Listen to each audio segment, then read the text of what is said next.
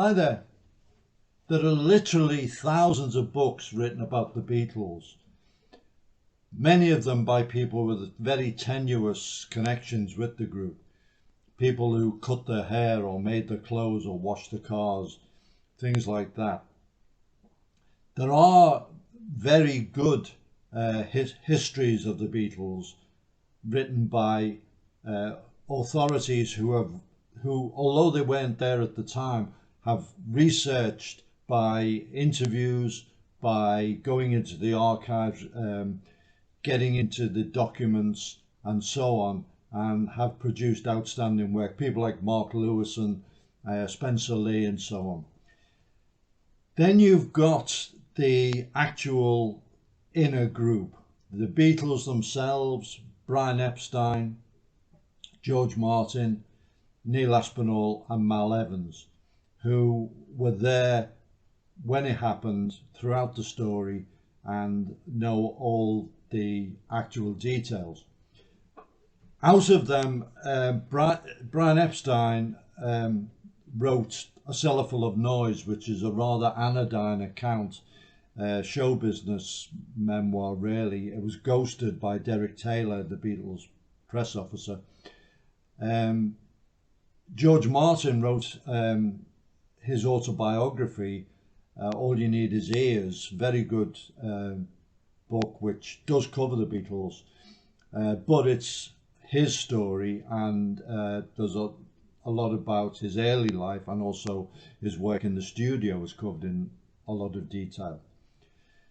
The Beatles themselves in some ways are the worst historians of their own story, and I think this is because they tend to avoid living in the past. That they were always looking to the future, and their recollections are dimmed over time and quite often don't conform to recorded fact. Neil Aspinall never wrote a book. He was scheduled to be interviewed extensively by Mark Lewison, but unfortunately he died before that could happen. So that leaves Mal Evans. And Mal, who was there with them, he was in the vans, he was on the flights, he was in the hotels, he was backstage on the tours, he was in the studio, he did their shopping, he looked after them in every aspect. And what he did was to keep extensive diaries and journals, and these contemporaneous notes are obviously highly relevant and really give an insight, a unique insight into the Beatles story. And he also amassed a great amount of memorabilia and thousands of photographs, so many that they're going to form a separate volume. Many of them have never been seen before. This treasure trove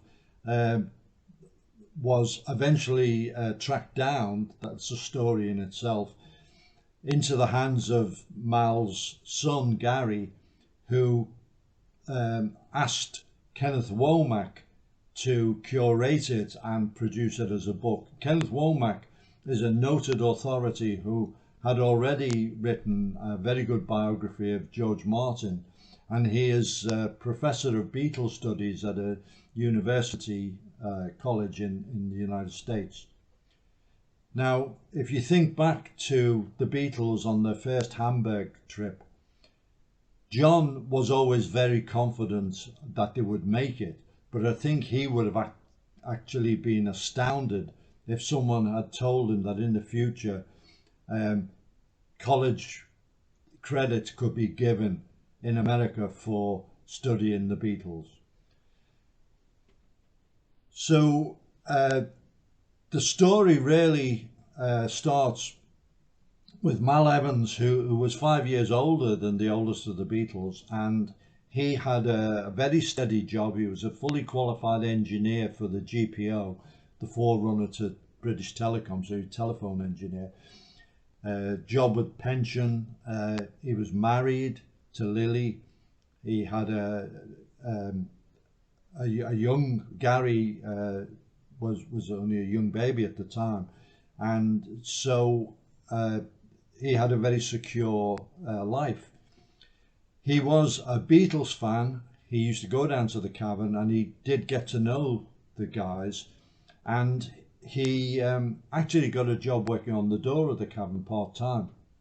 He was a big unit. He was about 6'4", heavily built. He was in good shape. He used to swim extensively and cycle. But as he says himself, he was very apprehensive about physical confrontation and violence. But his size enabled him to get away with it. Anyway, January of 1963 was known as the Big Freeze. It was a terrible winter. And the Beatles had released Please Please Me, and it was making headway, so much so that it led just a few months later to what became full-blown Beatlemania. And because of this burgeoning interest, the Beatles at short notice had to go down to London to do some TV engagements and other gigs. And Neil Aspinall, unfortunately, was laid low with the flu. So he asked Mal if he could take a couple of days off. He had a driving license, he knew that, and drive the boys down there. And he readily accepted.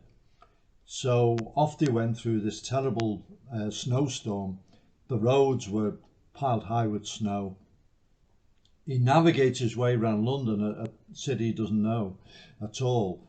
They stay overnight in a hotel, do the rest of the gigs the next day, then late at night they drive back. En route, the windscreen of the van is shattered on Mal's side, and the full force of the gale and the snowstorm hits him. But he motors on. The Beatles huddle up as best they can, keep him warm. He drops them off in Liverpool. And when he returns the van to Neil Aspinall the next day, he's had the windshield repaired. This impressed them all, and they had a huddle and offered Mal the job of being the assistant to Neil Aspinall. And he agreed, and as I said, this was a massive step, and there's a lot of resistance from within his family to do this.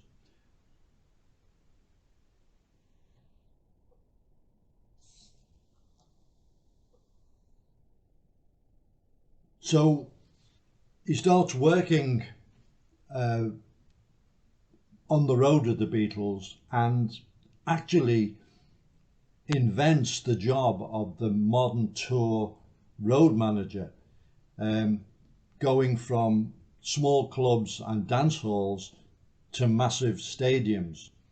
And he could carry the Beatles equipment. Paul had a massive, what's called a coffin amplifier, and usually it took two guys to lift it, but Mal could carry it himself. And as the time went on and the size of the stadiums increased, they were getting bigger and bigger amplifiers, more guitars and so on, and he handled all this. And it was a tribute to his work ethic that he was able to do this. While I was reading the book, I actually passed the back door of the Liverpool Empire, where a band was about to appear that night, and there were two massive Pantechnicons, big road crew with them, lots and lots of flight cases full of equipment which were unknown in Mal's day, and specialised trolleys and lifting gear. And Mal was really the guy who single-handedly started that whole enterprise. One of the things he did, he carried a bag with him, and he had lots and lots of emergency items, things like complete sets of guitar and bass guitar strings, plex. He would have screwdrivers, fuses, things to fix plugs, which were back in those days. There was about 100 types of socket and plug in England, and you can never be sure of having the right plug for the socket where you went, so you had to do quick changes all the time. He also had things like cigarettes, matches, aspirin, elastoplasts, anything that he thought they might need. And he really did look after them very, very comprehensively.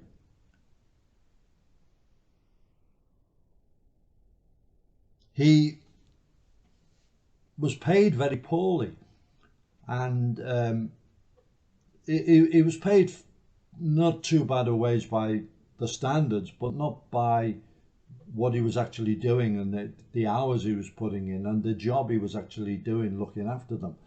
Now, it doesn't make it very, very clear if he actually pushed for more money in a forceful way or they just weren't forthcoming. But he was underpaid, and in many ways he was undervalued.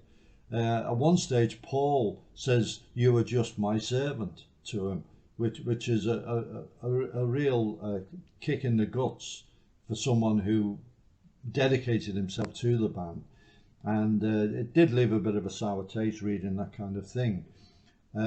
Later on, he wanted to go into producing records himself with other bands, and the Beatles kind of scoffed at this, and he says himself that they always regarded him as a roadie, a gopher, and didn't think he could transition into anything else. And he says they wouldn't have thought that of George, for example, who they wouldn't have just labelled George as an electrician working in Blacklers, who could never be a guitarist.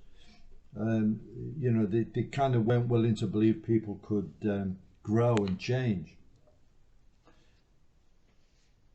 I think many young readers of this book will be shocked by the amount of sex that took place on the road and in various other places, in the hotels and in the clubs and so on.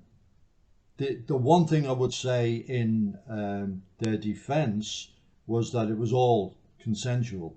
In fact, it was highly consensual. The girls were literally climbing walls to get to them.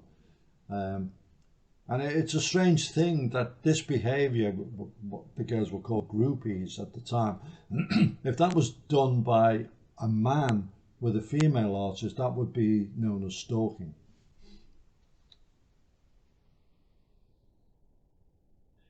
Mal Evans was described by most people who met him as a gentle giant. He was a likeable guy, and he really was essential to the Beatles. He had a lifelong interest in the Wild West and in shooting, and it was only when he got to America that he was able to realise this hobby. But unfortunately, that becomes part of the tragedy of the end of the story. That really, I won't give too much away for those who don't know the full story of how it all ends, but it is rather tragic and sad what happened.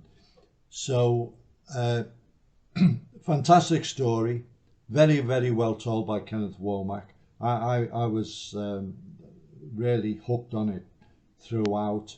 I'm a Beatles fan, and even though it shows that it really is a warts and all story, it's one well worth telling. It's one we've been waiting for many years, and I think all Beatles fans and all music fans will enjoy it immensely.